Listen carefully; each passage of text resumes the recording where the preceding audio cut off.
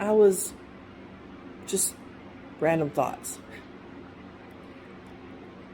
Uh, my channel is mainly geared for women who are seeking God or wanting to reconnect with other Christian ladies who want to better their walk with God and learn from each other. Um, in that, I want to say if you are a single lady, if you're a single woman and you're seeking after your Boaz, you're seeking after your king of this world, your husband, then I have a little bit to say about that. Before you go out there jumping the gun, so to speak, just think about anytime we do anything nowadays, you're required to have a license, including marriage. Okay, you're required a license to drive a car, to sell real estate, a whole bunch of other things, okay? What women don't seem to realize nowadays that men are weapons. Men are weapons. That's the way God built them. They can be kind, generous, honorable, all those type of things. But God made men in his own image. And just like his sons, men can be, men are weapons. And us women of my grandma's era were taught how to wield their weapon. Your husband, your spouse, he is a weapon. If you tell him that this needs to get done, he's going to be on it and figure out how to get it done. He's your weapon. Now, why would society want to take men away and take masculinity away? Because they want to take the weapon out of the hands of the women. Okay? So, if they take our weapon, our men, then we're left to fend for ourselves. And then the only things left is our children to take from us, whether they are created or not. I'm talking about the reproduction part of it. So just stop and think about that. Before you send your man out to do something, ask yourself, is that errand frivolous? Do I want to send my weapon away from me, my protector, away from me? Men need to feel important, and how you have him feel important is you boost his self-esteem, not his ego. You boost his self-esteem through encouraging words, phrases that like, I really liked how you brought me, while you were at the store, you brought me a Coke, for example, okay? And you didn't ask for that Coke, but something small like that, some small little encouragement, that could have made his day. We need to speak life into our men. We need to speak masculinity into our men, because we need masculine leaders. It's without a doubt. I don't care what anybody says. There's only two genders, and and you can disagree with me all day long.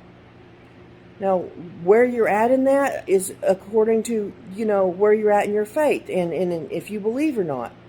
I'm not going to touch on that. That's not for me. But what I am going to say is that men are built to be weapons. They not only are built to be weapons, they build weapons to protect. That is their feature. That is the number one feature that God-fearing women, or all women really, any walks of life, want a man who protects, who leads, and can give children.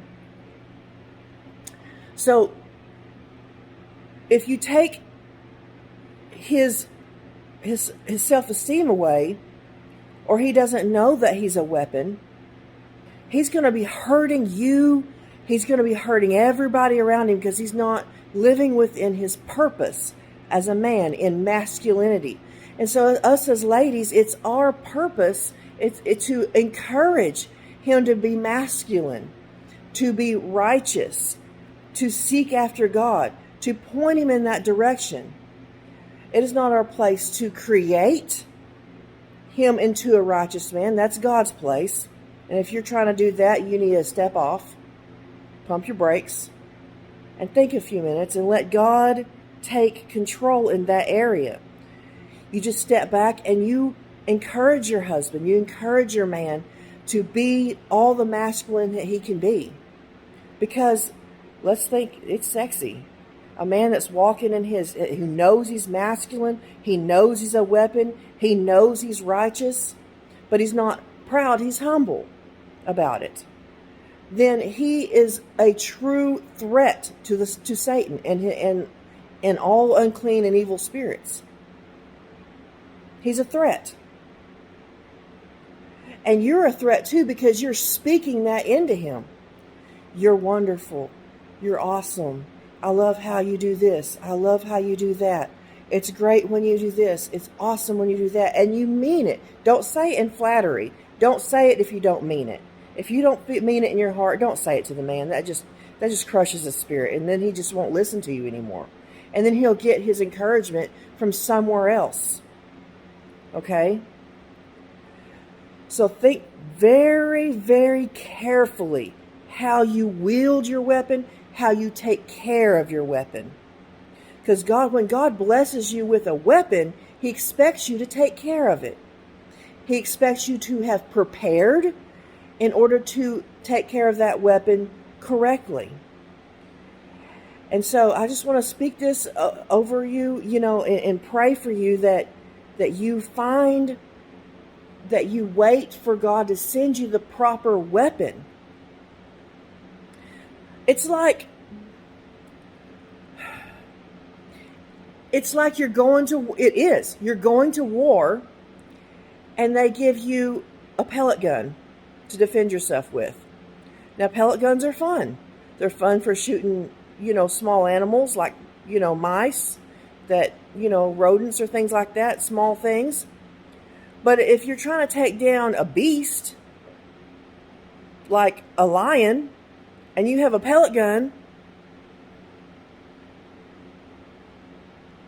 you chose that pellet gun yourself, didn't you?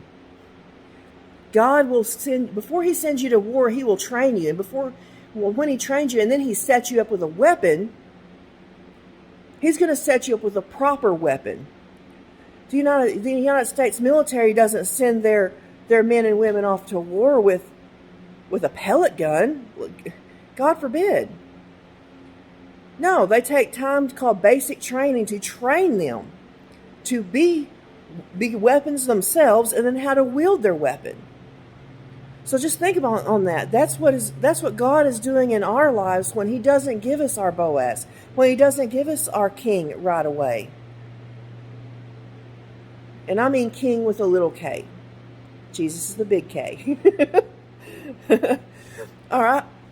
I just want to say, just keep that in mind, okay?